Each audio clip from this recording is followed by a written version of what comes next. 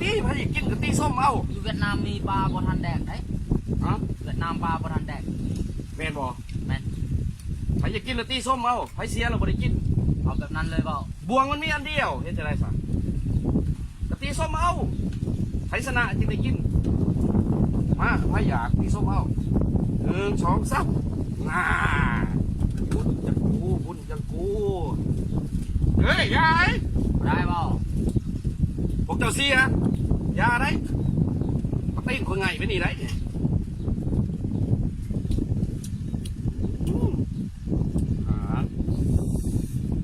ห่าเฮ้ยยากินบ่ได้สุยาบอกเลย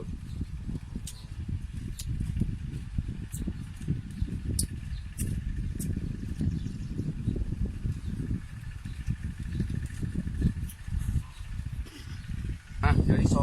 2แน่ไปได้แม่ตะว่า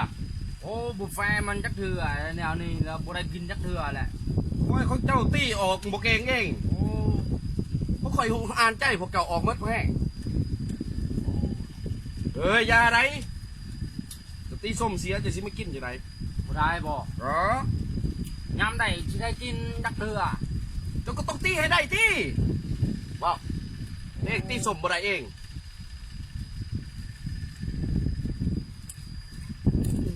ชิมได้บ่บ่ได้ไหนชิมบ่ได้ตีส้มเอาหอมแปลกนะ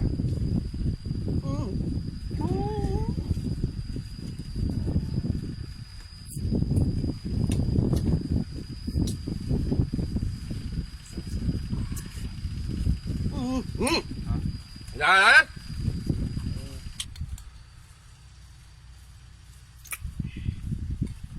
มาตีส้มก็ไปจะกินน่ะ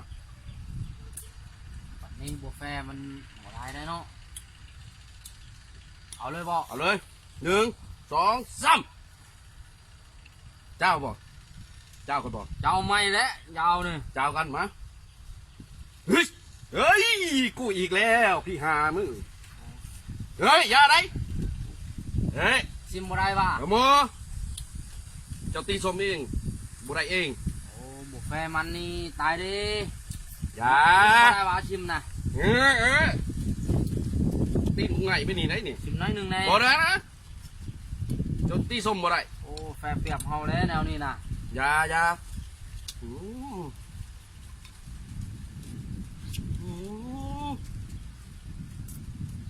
้ย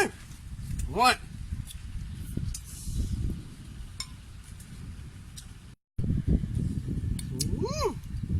แซ่บสุขใจกูแซ่บบ่งอกระแซ่บเลยเนาะแซ่บบ่แซ่บมากินดินกูเลยฟอร์มเลย